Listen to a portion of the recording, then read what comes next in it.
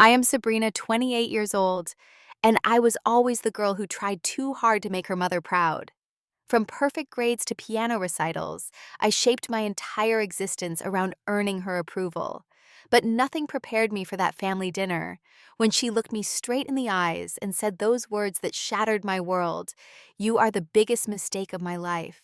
So I took one step, and everything changed. If you have ever felt rejected by someone you love, let me know where you are watching from, and hit that like and subscribe button. Growing up in a middle-class neighborhood in Boston, my childhood was defined by the constant pursuit of perfection. My mother, Amanda, was the kind of parent who saw a 98% as a failure because it was not 100. She had a way of examining my achievements with cold, calculating eyes, always finding the single flaw in an otherwise stellar performance. "Your posture was slouched during the second movement," she would say after a piano recital, where I received a standing ovation from everyone else. My father, Jack, was different. He would ruffle my hair and say, "You were magnificent, sweetheart," when I showed him my report card. But his warmth always seemed to dim in my mother's presence, as though her disapproval was a force that could extinguish even his brightest enthusiasm. I remember the first time I truly felt like a disappointment. I was 8 years old performing Chopin at my piano recital. My fingers trembled slightly on the keys during a particularly difficult passage, and though I recovered quickly, that small mistake became the only thing my mother mentioned on the drive home. "All that practice, all those lessons, and you still could not get it right," she said, staring straight ahead at the road. The Matthews girl played flawlessly. That night, I cried myself to sleep, vowing to practice harder to be better, to finally earn the smile that seemed perpetually out of reach. My younger brother Tyler somehow existed in a different universe. While not immune to our mother's criticism, he seemed to receive a softer version of her perfectionism. When he brought home a B+, there were sighs of disappointment rather than the icy silence that greeted my A-. "Tyler has different strengths," my mother would explain when I dared to point out the disparity. "Not everyone can be academically gifted." But I knew the truth that hung unspoken between us. Nothing I did would ever be enough. High school became a blur of extracurricular activities, advanced placement classes, and sleepless nights. I was class president, captain of the debate team, and first chair violin in the orchestra. My college applications boasted perfect SAT scores and a resume that would make an aspiring CEO envious. Friends became secondary to achievements. Dating was a distraction from studying. Every moment was calculated to maximize my chances of finally hearing my mother say she was proud. "Harvard is expecting you with that application," she said as I sealed the envelope containing my dream school essay. Anything less would be settling. When the acceptance letters came, including one from Harvard, my mother merely nodded and said, "As expected." No celebration dinner, no proud hug, just the weight of new expectations settling onto my shoulders before I could even process my accomplishment. My father tried to balance her coldness with his warmth, taking me out for ice cream to celebrate when she was at her book club. "Your mother loves you," he would insist whenever he caught me crying. "She just wants what is best for you." But even at 16, I knew there was a difference between wanting the best for someone and demanding perfection from them. I just did not know how to articulate it yet, or how to break free from the pattern that had been established since before I could remember. The day I graduated as valedictorian, giving a speech that received a standing ovation, my mother's only comment was about a slight mispronunciation of a word midway through. In the graduation photos, her smile looks tight and forced, while my own eyes reflect the desperate hope that someday, somehow, I would finally be enough. College was my first taste of freedom, a chance to breathe without feeling my mother's expectations pressing down on my chest. I chose Northwestern University, not Harvard, my first act of rebellion that left my mother seething with disapproval. "You are throwing away opportunities," she said as I packed my baggage. "Northwestern is settling for less than your potential." But for once, I held firm. 600 miles of distance seemed like the minimum required for me to discover who I was beyond my mother's expectations. The campus felt like another world. Suddenly, no one knew about my perfect GPA or my debate championships. No one had preconceived notions about who Sabrina Marshall should be. I could reinvent myself, or better yet, discover myself. My roommate Megan was the first person who seemed to like me just for being me. She did not care about my accomplishments or my family background. She laughed at my dorky jokes and invited me to midnight pizza runs when we should have been studying. "You are so tense sometimes," she observed one night as we sat cross-legged on our dorm room floor. "Like you are waiting for someone to grade your existence." That comment hit me harder than I expected, and for the first time I confided in someone about my mother. Megan listened without judgment, then hugged me fiercely. "Well, I think you are pretty amazing just sitting here eating cold pizza in your pajamas," she said. "No achievements required." That simple acceptance was revolutionary to me. I declared a psychology major fascinated by family dynamics and drawn to understanding the patterns that shape my own childhood. Each class felt like a piece of a puzzle falling into place, illuminating the mechanisms of my relationship with my mother. The weekly phone calls home were exercises in emotional endurance. My mother would interrogate me about my grades, express disappointment at my choice of major, and remind me that I was wasting my potential. "Psychology is a soft science," she dismissed. "You had the mind for medicine or law." After these calls, I would feel the familiar tightness in my chest, the sense that I was somehow failing, even as I maintained a spot on the dean's list and secured a prestigious research assistantship. Then I met Jacob in my junior year. He was studying engineering with an easy laugh and a quiet confidence that I found magnetic. Our first date stretched from coffee into dinner into a midnight walk around campus, talking about everything and nothing. "You light up when you talk about your research," he observed. "But you get this little crease between your eyebrows when you mention your family." Jacob was the first person who made me feel truly seen. He did not need me to be perfect. He seemed fascinated by my quirks and flaws. When I got a B+ in statistical methods and had a panic attack about it, he brought me tea and reminded me that one grade did not define my worth. "Your mom is wrong, you know," he said one night as we lay looking at the stars from a blanket on the quad. "About you settling or wasting your potential. I have never met anyone who throws themselves so completely into understanding others." With Jacob and friends like Megan, I began to build a life that felt authentically mine. I joined a mentoring program for at-risk teens, discovering a talent for connecting with young people navigating difficult family situations. For the first time, my achievements felt meaningful beyond their ability to impress others. My mother's tactics evolved with distance. When criticism failed to bring me back in line, she turned to guilt. "Your father misses you," she would say. "You never visit anymore. Too busy with your new life to think about family, I suppose." Or she would mention health concerns, vague but alarming, that would send me into spirals of worry, until my father would reassure me during our private calls that everything was fine. Graduation day arrived with a mixture of triumph and dread. My parents and brother made the trip to Illinois, my mother critically eyeing my apartment, my friends, my life that had bloomed beyond her control. As I accepted my diploma summa cum laude, I searched the crowd for my family's faces. My father was beaming with pride. Tyler gave me a thumbs up, but my mother's expression remained impassive. At the celebration dinner afterward, while my father toasted my accomplishments, my mother leaned over and whispered, "Your hair looks unprofessional, and that dress does you no favors. First impressions matter for job interviews." Just like that, my bubble of accomplishment deflated. Jacob squeezed my hand under the table, a silent reminder that I was more than my mother's judgment, but the familiar ache of inadequacy had already settled back into my chest. The 2008 recession hit just as I was establishing my post-college life. The economic collapse decimated entry-level positions in my field, and after 3 months of fruitless job hunting, my savings dwindled to nothing. The inevitable phone call to my parents felt like admitting defeat. "Of course you will come home," my father said warmly, "just until you get on your feet." My mother's voice cut in on the extension. "Perhaps this is an opportunity to reconsider your career path. I always said psychology was impractical." Moving back into my childhood bedroom at 22 felt like regression. The walls still adorned with my high school achievements seemed to mock my current unemployment. Every morning, I would wake to the sound of my mother preparing breakfast, her movements in the kitchen below carrying the weight of unspoken disappointment. "The Wilson girl from your class is already in medical school," she would mention casually over coffee.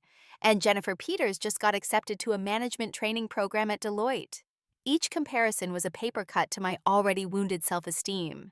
I spent days sending out resumes, networking at career fairs, and volunteering at local organizations to build my experience. At night, I would talk with Jacob on the phone, his voice a lifeline to the independent self I was struggling to maintain. "It is temporary," he would reassure me. "You will find something soon." But as weeks stretched into months, the strain began to show in our relationship. Jacob was thriving in his new engineering position in Chicago, his life moving forward while mine seemed stuck in a holding pattern. The distance and my increasing depression created a gap that our phone calls could not bridge. "Maybe we should take a break," Jacob suggested gently after one particularly tearful call. "Just until you are settled. Long distance is hard enough without all this added stress." The breakup, though amicable, felt like losing my last connection to the confident, independent Sabrina I had discovered in college. My mother, upon hearing the news, merely shrugged and said, "Long-distance relationships rarely work out. Now you can focus on your career without distractions." Finally, after 5 months of searching, I secured a position at a local community center as a youth counselor. The salary was modest, far below what my qualifications might have commanded in a better economy. But the work aligned perfectly with my passion for helping vulnerable teens. "This is just a stepping stone," I told myself as I decorated my tiny office with plants and inspirational quotes. "A chance to gain experience while the job market recovers." My mother saw it differently. "All that education to work in a glorified daycare," she remarked when I announced my new position at dinner.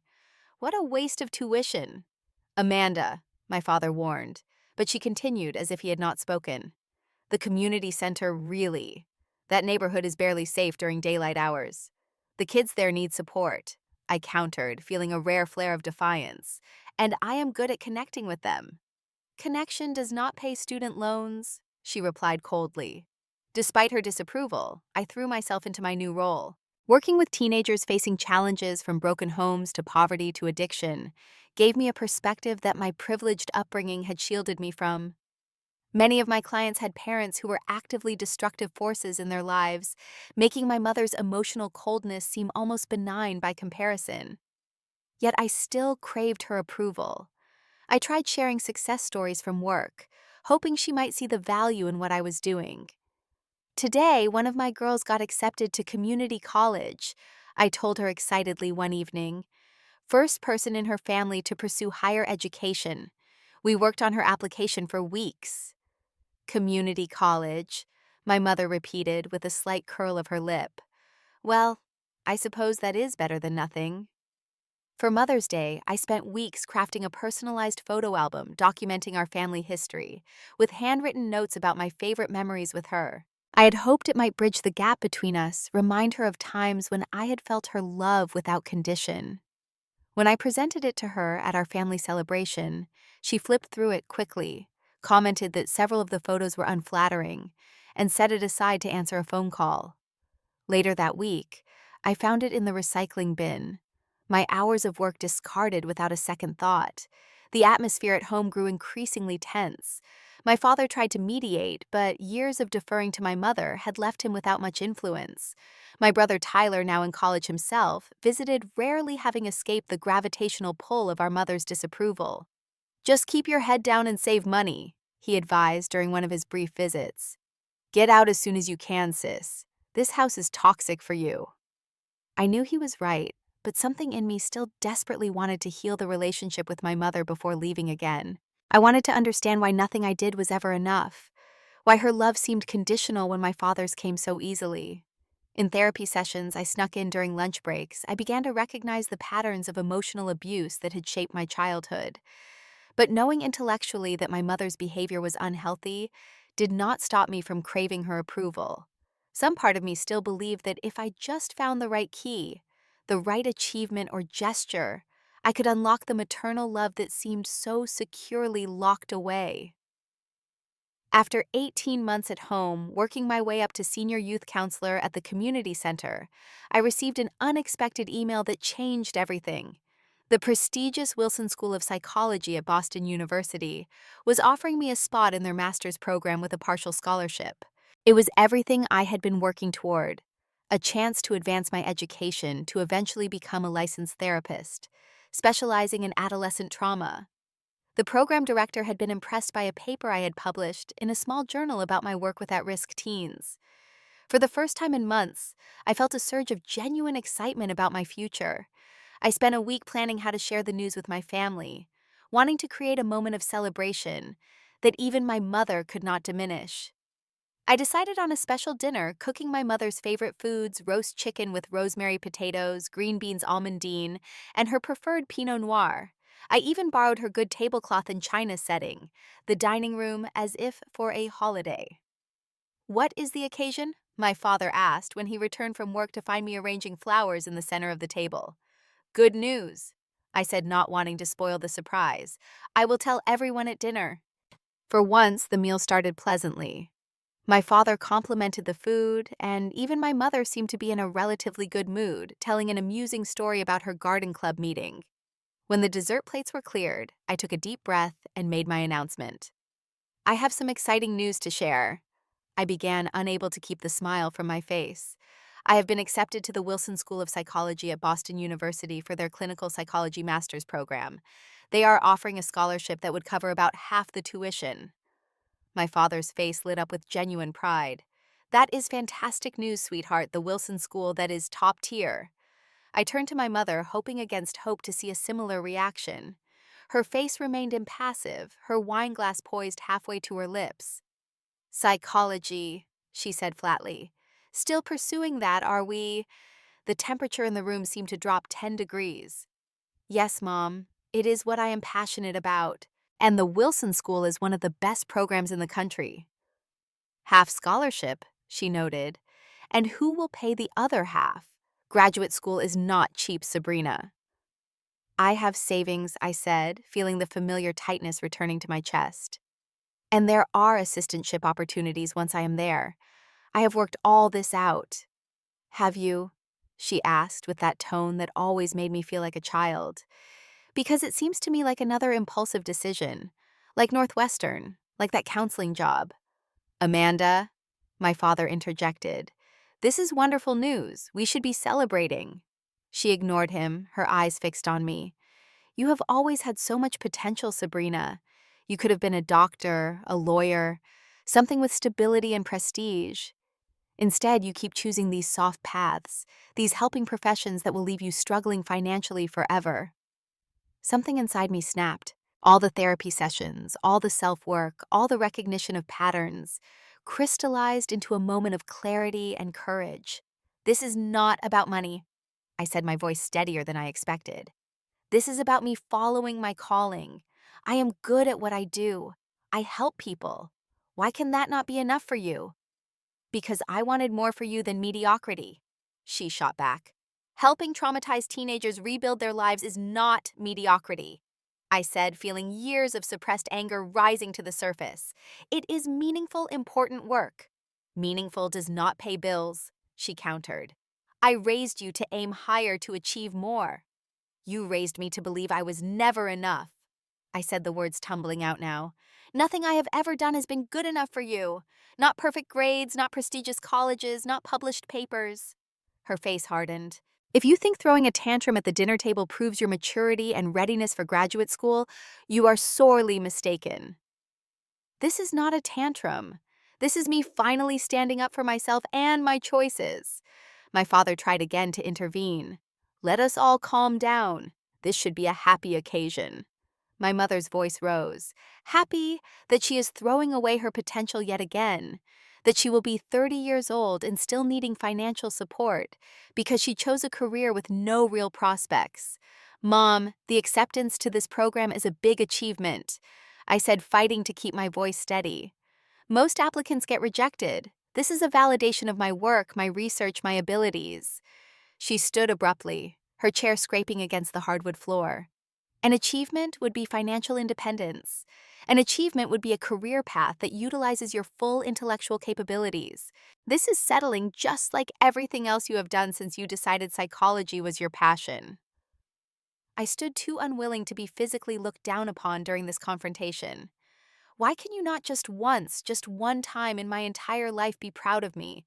What would it cost you to say congratulations, Sabrina, instead of finding every possible flaw in my success? Proud. She laughed, a harsh sound devoid of humor. Why would I be proud of watching you squander your potential year after year? Every choice you make takes you further from the future you could have had.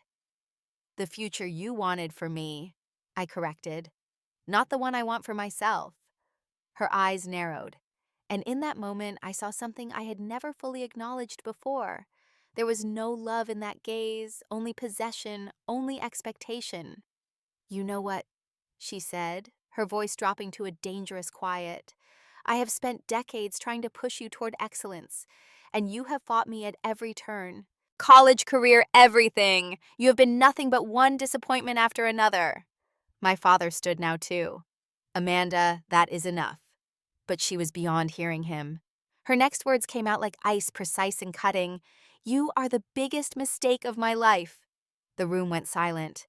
My father's face drained of color. Even my mother looked momentarily shocked at what had come out of her mouth, though she did not retract it. I felt the words like a physical blow knocking the air from my lungs. For a moment, I could not breathe, could not think, could not move. 28 years of trying to earn this woman's love, and this was her true assessment of my existence. In that frozen moment, a strange clarity washed over me. Nothing I ever did would be enough. No achievement, no success, no compromise would ever make this woman love me the way I had always craved. The problem was not and had never been me. Without a word, I walked away from the table. My legs carried me upstairs to my childhood bedroom, where I methodically began to pack a bag. Clothes, important documents, the few sentimental items I could not bear to leave behind. My father appeared in the doorway, his face etched with regret. Sabrina, she did not mean it. You know how she gets when she is angry. I looked at him, this man who had tried in his own way to shield me, but had ultimately enabled the emotional abuse for decades. She meant it, Dad, and you know it too. He had no response to that, just stood helplessly watching as I zipped my suitcase. I will get the rest of my things another time, I said, surprised by the calm in my voice. When she is not here, as I carried my bag downstairs, my mother was nowhere to be seen. Through the kitchen window, I could see her in the garden, her back rigid, pretending to inspect her roses, as if she had not just detonated a nuclear bomb in our family. I put my bag in the car and sat behind the wheel, my hands shaking too badly to insert the key. My phone buzzed with a text from my brother. Dad just called me. Whatever she said, it is her damage, not yours. Call me when you can. Love you, sis. Those simple words of affirmation brought the first tears to my eyes. I started the car and drove away from my childhood home, away from decades of emotional manipulation, away from the endless pursuit of an approval that would never come. I had no destination in mind, only the certainty that I could not spend another night under that roof, another day trying to earn love that should have been freely given. The first few days after leaving my parents' house passed in a blur of numbness. My friend Megan from college, now working as a nurse in Boston, took me in without hesitation when I called her in tears from a coffee shop parking lot. Stay as long as you need, she said, making up her couch with clean sheets and a pillow. No questions asked unless you want to talk about it. But I could barely form sentences about what had happened. My mother's words played on repeat in my mind. You are the biggest mistake of my life. 6 words that retroactively rewrote my entire history, confirming the suspicion that had haunted me since childhood. I was fundamentally unwanted by the person biologically programmed to love me. I called in sick to work, unable to face my teenage clients when I could barely face myself. I spent days curled on Megan's couch, alternating between sleeping for 12 hours straight and staring blankly at whatever was playing on television. You need to eat something, Megan would say, placing toast or soup next to me before leaving for her shift at the hospital. I would nod but often forget the food was there until she returned to find it cold and untouched. My father called and texted repeatedly. I read his messages but could not bring myself to respond. What could he possibly say to make this better? After decades of standing by while my mother chipped away at my self-worth, his words felt hollow. "Your mother is devastated," one text read. "She knows she went too far. Please come home so we can talk about this as a family." Devastated for herself, perhaps for the disruption to her controlled environment, not for the pain she had caused me. My brother was more direct. "Take the time you need. She is toxic and always has been. Dad is in denial." The physical manifestations of emotional trauma surprised me despite my psychology training. My body ached as if I had been in a car accident. I developed stress hives across my chest and neck. I lost 8 pounds in 10 days because my stomach revolted at the thought of food. The worst was the constant replay of not just the final confrontation, but a lifetime of criticisms, each one taking on new meaning. Now that I understood there was no love behind them, only disappointment at my very existence. 2 weeks after moving to Megan's couch, I hit rock bottom. It was a Tuesday evening, raining heavily outside. Megan was working a night shift, and I was alone in her apartment scrolling mindlessly through social media when I came across a photo of a former classmate with her mother at her graduate school acceptance celebration. They were beaming at the camera arms around each other, the mother's pride palpable even through the screen. Something broke inside me, and I found myself sobbing uncontrollably, great heaving cries that felt torn from the deepest part of me. In that dark moment, I questioned everything. If my own mother saw me as a mistake, perhaps she was right. Perhaps my existence was a cosmic error. My life, a series of misguided choices leading nowhere. I sat on the bathroom floor back against the cold tile and wondered what it would be like to simply stop existing, to release everyone, including myself, from the burden of my disappointing presence in the world. As if the universe sensed my despair, my phone rang. It was Zoe, a 16-year-old client from the community center where I worked. Against all professional protocols, I answered. "Miss Sabrina?" Her voice was small and certain. "I know you are on sick leave, but I got my acceptance letter to the summer writing program we applied for. You said to call no matter what when I heard back." The simple pride in her voice, the reminder that somewhere in the world my existence mattered to someone, pulled me back from the edge. I wiped my tears and congratulated her with genuine enthusiasm, promising to help her prepare for the program when I returned to work. After we hung up, I stared at my reflection in Megan's bathroom mirror. My eyes were swollen, my face blotchy, but I was still here, still Sabrina, still valuable, regardless of my mother's assessment. That call became my wake-up moment. The next morning, I showered for the first time in days, made an appointment with a therapist specializing in family trauma, and called my boss to arrange my return to work. "We have missed you," she said warmly. "The kids keep asking when you will be back." It was a small thing, being missed being needed, but it felt like the first brick in rebuilding my sense of self. The therapist, Dr. Winters, helped me see what I had been too close to recognize. My mother likely had narcissistic personality traits that made her incapable of the unconditional love I had spent my life trying to earn. "You cannot heal someone who does not believe they are wounded," she explained during one of our sessions. "And you cannot earn love from someone who is not capable of giving it freely." Slowly, painfully, I began to reconstruct my identity, separate from my mother's expectations and criticisms. I returned to work finding solace in helping teenagers navigate their own family challenges. I accepted the offer from Boston University, arranging student loans to cover what the scholarship did not. Most importantly, I began to establish boundaries with my family. I met my father for coffee every few weeks, but refused to return to the house while my mother was present. I did not respond to her texts, which alternated between guilt trips and demands that I stop being dramatic about what she considered a minor argument. "She uses words as weapons," Dr. Winters observed. "Your silence takes away her ammunition." For the first time in my life, I was making choices based solely on what I needed, not on what might finally win my mother's approval. It was terrifying and liberating in equal measure. The months that followed my departure from my parents' house were a time of painful growth and gradual healing. I moved from Megan's couch to a tiny studio apartment I could barely afford, but which represented independence I had never fully claimed before. Graduate school classes began in September, and I immersed myself in the rigorous program while maintaining part-time hours at the community center. The work was demanding, but fulfilling, focusing on trauma-informed approaches to therapy that resonated deeply with my personal experience. You have unusual insight into emotional abuse dynamics, one professor commented after reviewing my case study presentation. That kind of intuitive understanding cannot be taught. If only she knew the source of that insight. I established new routines that prioritize my mental health.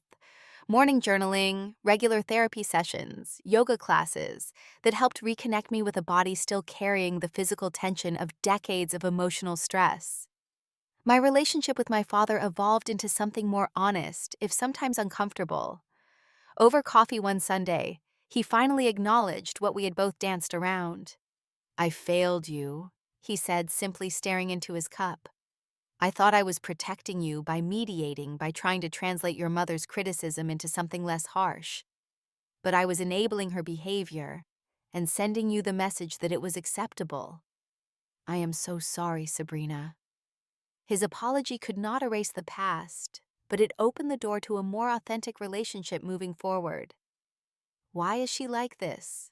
I asked him. "Was she always this way?" He sighed deeply. Her own parents were incredibly harsh, especially her father. Nothing was ever good enough for him either. She swore she would be different, but patterns run deep. Understanding the source of my mother's behavior did not excuse it, but it helped me contextualize it within a generational cycle of emotional abuse that I was now determined to break. My brother Tyler became an unexpected source of support, calling regularly from his new job in Seattle. "I always felt guilty," he confessed during one late-night call, "that she was easier on me, that I did not get the brunt of her criticism like you did. I should have stood up for you more." "We were kids," I reminded him, "and you got your own version of her manipulation." Building a support network separate from my family became essential to my recovery.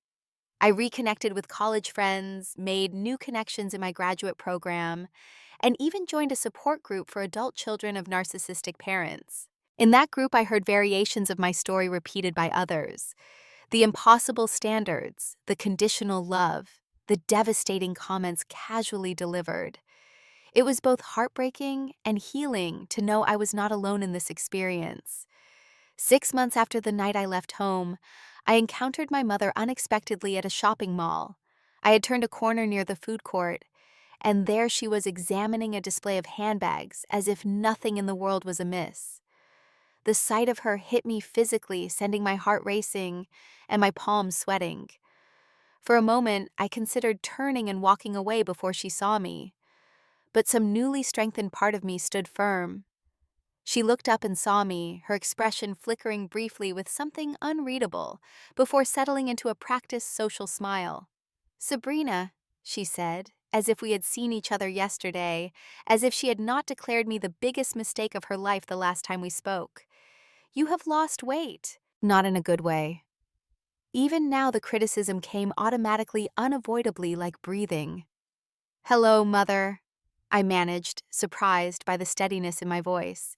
"This silent treatment has gone on long enough, don't you think?" she said, her tone suggesting I was a child in the midst of a tantrum, rather than an adult establishing necessary boundaries. "Your father says you are in graduate school now. That must be keeping you busy." Before I could respond, my chest tightened alarmingly, and black spots danced at the edges of my vision. I was having a panic attack right there in the middle of the mall, the physical manifestation of all the anxiety this woman had instilled in me over decades. "I have to go," I gasped, turning away and walking quickly toward the nearest exit, gulping the cool outside air when I reached it. The encounter shook me more than I wanted to admit. After months of therapy of rebuilding, I had thought myself stronger. But 5 minutes in my mother's presence had reduced me to the same anxious approval-seeking child I had always been around her. "Recovery is not linear," Dr. Winters reminded me when I recounted the experience in our next session. "And your reaction shows you are not ready for unstructured contact. That is valuable information. She suggested that if I wanted to address things with my mother, a controlled environment with clear boundaries might be less triggering. Together, we crafted a plan. I would write a letter expressing my feelings, then arrange a meeting in a public place to deliver it with a set time limit and the understanding that I could leave if things became too intense. For weeks, I drafted and redrafted that letter, pouring out decades of hurt, then editing it down to the essential truths I needed her to hear.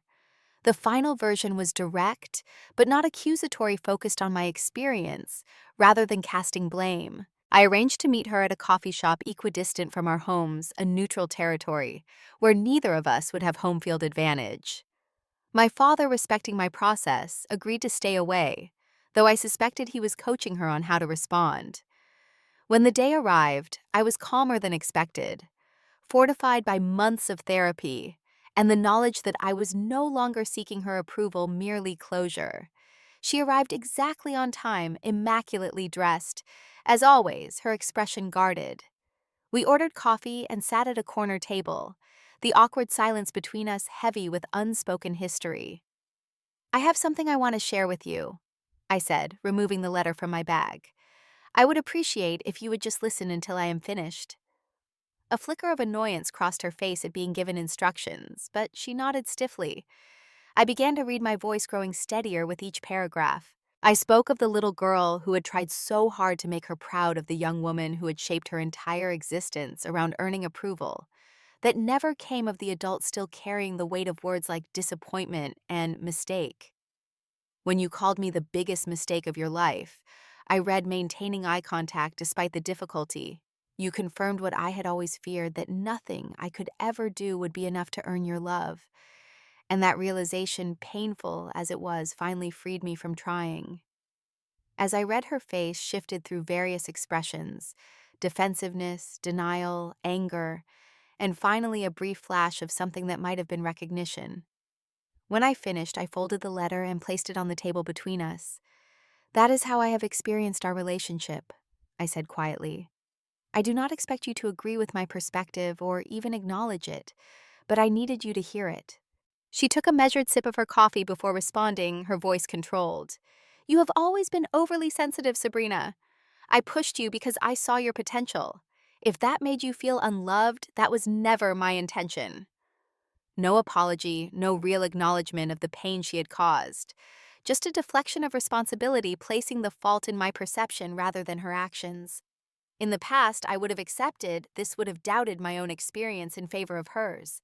But months of therapy had strengthened my reality testing. "I am not asking you to agree with how I felt," I said. "I am telling you that your words and actions hurt me deeply and continue to affect me. Whether you intended that or not does not change the impact." "And what do you want from me now?" she asked, an edge creeping into her voice. A tearful apology. For me to beat my breast and declare myself a terrible mother. "I do not want anything from you anymore." I said, the truth of it settling into my bones as I spoke. "That is what I came here to tell you. Your words will no longer define me. Your approval is no longer my goal. I am building a life based on my own values, not your expectations." She flinched slightly, unused to this directness from me. "So this is goodbye then?"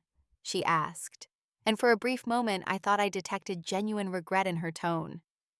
"This is me setting boundaries," I clarified. "I cannot have a relationship with someone who sees me as a mistake, as a disappointment.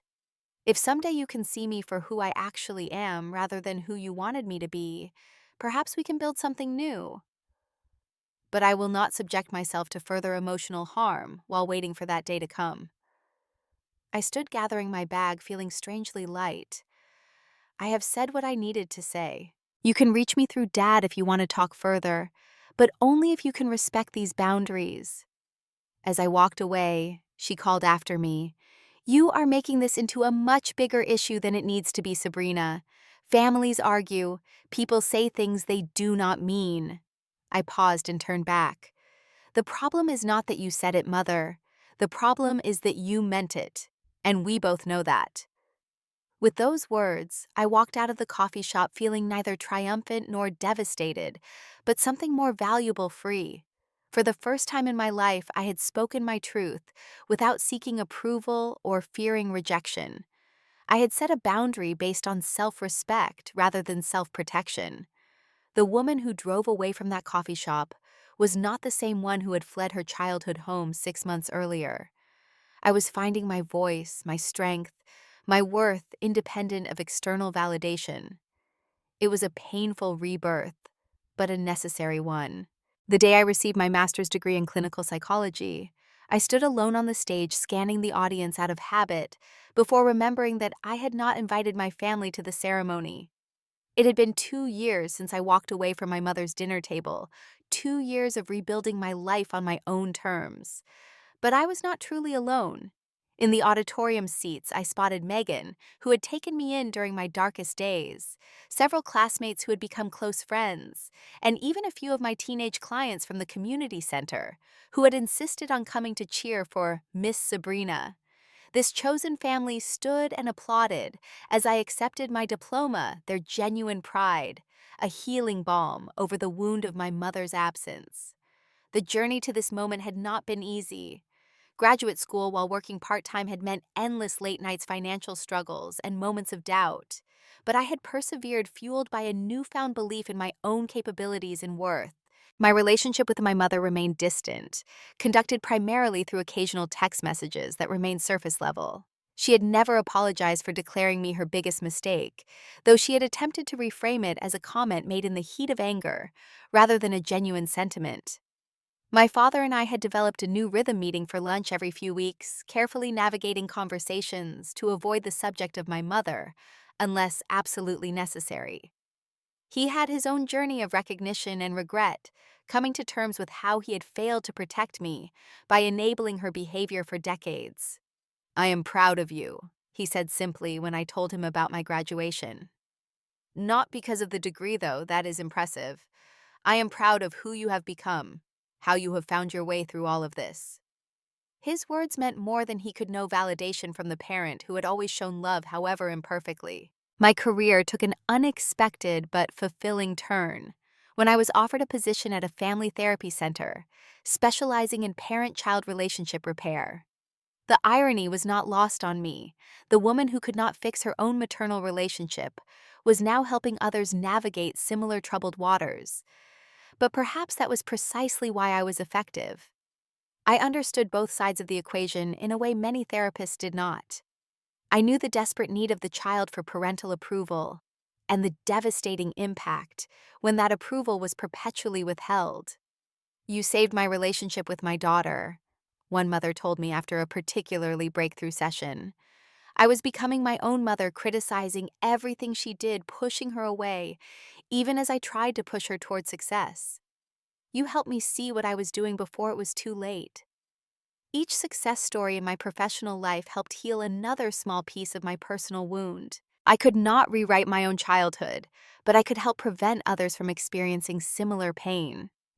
My personal life flourished too once I was free from the constant anxiety of seeking maternal approval. I developed friendships based on mutual respect rather than utility. I rediscovered hobbies abandoned in the relentless pursuit of achievement, finding joy in photography and hiking, and simply being rather than constantly doing. And I met Daniel, a child psychologist, at a professional conference, whose quiet confidence and genuine interest in people reminded me of what I had valued in Jacob years earlier. Our relationship developed slowly, thoughtfully, as I learned to trust not just him, but my own judgment. "Tell me about your family," he asked on our third date, the question I had once dreaded in social situations. Instead of the sanitized version I used to offer, I told him the truth about my mother's emotional abuse, my father's passive enabling my brother's geographical escape, and my own journey to break the cycle. "That explains a lot about why you are so good at your job," he said when I finished. "You have lived what many of your clients are experiencing." His understanding, without pity, recognition, without judgment, created space for a deeper connection than I had allowed myself in previous relationships. As my personal and professional life stabilized, I made conscious choices about family obligations and traditions. I spent Thanksgiving with Daniel's large, boisterous family, where disagreements were aired openly but never weaponized. I created my own birthday rituals that celebrated my existence, rather than treating it as an obligation. The most unexpected development came during a therapy session of my own. Winters, who had guided me through the darkest period after leaving home, suggested a writing exercise, a letter to my younger self. What would you tell 8-year-old Sabrina crying after her piano recital because one mistake overshadowed a beautiful performance? She asked. I began writing expecting to focus on reassurance and comfort. Instead, what flowed onto the page was forgiveness, not for my younger self, but for my mother. I forgive her, I wrote, surprising myself, not because she deserves it or has earned it through changed behavior. I forgive her because carrying this anger only hurts me now. I forgive her because I understand that she is limited by her own wounds, her own history, her own inability to see beyond her narrow definition of success and worth. This forgiveness was not reconciliation. It did not mean reopening the door to further emotional harm. It was simply setting down a burden I had carried long enough, acknowledging that my mother was a flawed human, shaped by her own painful past, not the all-powerful arbiter of my worth that she had seemed in my childhood. The day I realized I had gone a full week without replaying her devastating words in my mind was a quiet victory unmarked by celebration, but profound in its significance. The biggest mistake comment, once a defining wound, had faded to a scar present, but no longer painful to touch. In my work with families, I began to recognize that some relationships cannot be fixed, only managed. Some parents are genuinely incapable of providing the unconditional love their children need. In those cases, healing comes not from repairing the relationship, but from acknowledging its limitations and building a life rich with other connections. Sometimes the most loving thing you can do for yourself is to stop trying to extract love from a dry well. I told a client struggling with a similar maternal relationship, find sources of nourishment elsewhere, and accept that this particular well may never give you what you need. It was advice I had lived painfully but necessarily. As I approach my 30th birthday, I look back at the frightened, shattered woman who drove away from her childhood home that night and feel both compassion for her pain and pride in her courage. One step away from that dinner table became a journey of thousands of steps toward authentic selfhood. The words, "You are the biggest mistake of my life," once threatened to destroy me. Now they stand as the painful catalyst that ultimately freed me to discover who I am beyond the reflection in my mother's critical gaze. I am Sabrina Marshall, a daughter, yes, but also a therapist, a friend, a partner, a mentor. I am imperfect and still learning, still healing, still growing, but I am no longer a mistake seeking correction. I am a whole person seeking connection on my own terms. If you have ever been told you are not enough by someone whose love you craved, know this. Their words reflect their limitations, not your worth. The most powerful step you can take is away from anyone who cannot see your value and toward those who recognize the gift of your authentic self. Thank you for listening to my story. If it resonated with you in any way, please consider sharing it with someone who might need to hear that they too can walk away from toxic love and toward self-acceptance. Leave a comment below about a time when someone's rejection became your redirection. Subscribe if you want to hear more stories of healing and transformation. And remember that sometimes the family we create is more nurturing than the one we were born into.